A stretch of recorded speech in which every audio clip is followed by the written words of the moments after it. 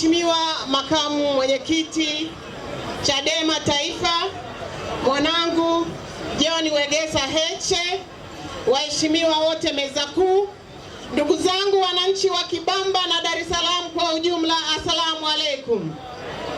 Bwana Yesu asifiwe sana. Ndugu zangu, kwanza ni washukuru, pamoja na hali ya hewa kuwa mbaya, lakini mmeweza kufika hapa kwa wingi, na sisi tunatambua kwamba Mheshimiwa Mgawe na jimbo lake la Kibamba anafanya kazi kubwa sana. Hebu tumpigie makofi. Mheshimiwa Makamu Mwenyekiti, awali ya yote napenda nikupongeze sana kwa kazi kubwa uliyofanya kanda ya Nyasa na kanda ya Kusini. Hakika mmefanya kazi kubwa ya ukombozi, na ndiyo sababu sasa hivi serikalini hapakaliki, wakaona jambo la kufanya ni kumkamata mwenyekiti wetu Tundu Antipas Lissu. Lakini sisi Waswahili tunasema kuvunjika kwa koleo sio mwisho wa uhunzi.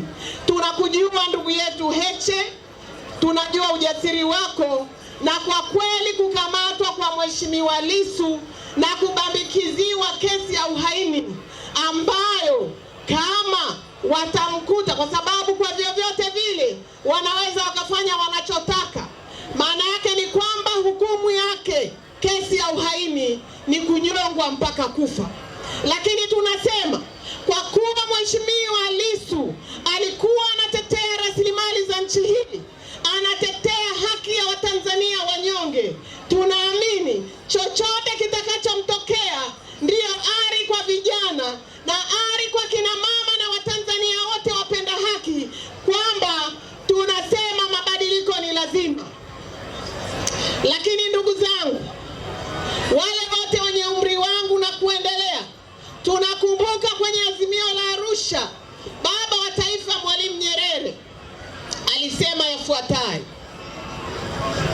tumechoka kuonewa, tumechoka kunyanyaswa na tumechoka kupuuzwa. Ni lazima sasa tulete mabadiliko, kwa sababu kwa kuleta mabadiliko tunaondoa unyonge wetu, tunaondoa kuonewa kwetu. Sisi wapinzani Tanzania, huu ni mwaka wa 32 toka vyama vya upinzani kuanzishwa nchini hapa. Lakini katika chaguzi zote vyama vya upinzani vilikuwa vinaenda vizuri kiasi chake, pamoja na mifumo mibovu. Lakini mwaka 2019 na mwaka 2020, hii ilikuwa ni miaka mibaya sana ya uchaguzi, kwa sababu mwenda zake kwa maana ya Magufuli aliamua kuvunja kabisa mifumo ya uchaguzi. Tulitegemea mwaka 2024 tumempata rais mwanamke, rais ambaye tunaamini amezaa, na sisi kina mama tunazaa kwa uchungu. Tulijua kwa uchungu ambao ameupata katika kuzaa watoto wake, basi angehakikisha tunabadilisha mifumo. Lakini wote tumeshuhudia mwaka 2024 kwenye uchaguzi wa serikali za mitaa amefanya yale yale ya mwenda zake, na ndiyo sababu kauli mbiu yake anasema kazi iendelee. Kazi gani iendelee? Kazi ya kunyonga na kupoteza wananchi wa Tanzania, peoples. Kwa hivyo ndugu zangu, nataka niwaambie sisi, Mheshimiwa Makamu Mwenyekiti, hili ni jeshi lako, tuko nyuma yako, tutafanya kazi, tutakupa joto, na tutahakikisha kwamba gurudumu ambalo amelianzisha Mheshimiwa Lissu tunakwenda nalo sambamba, na tutaenda na serikali kama inavyotaka twende. Wakienda mlalo tutakwenda nao hivyo hivyo, wakinyooka tutanyooka nao, peoples. Lakini ndugu zangu, nataka nimalizie kwa kuzungumza mambo mawili. Wakati baada ya uhuru, baba wa taifa Mwalimu Nyerere alisema ili tuendelee tunahitaji mambo makubwa manne. Jambo la kwanza alisema watu. Wakati anazungumza tulikuwa watu milioni 8. Leo Tanzania ina watu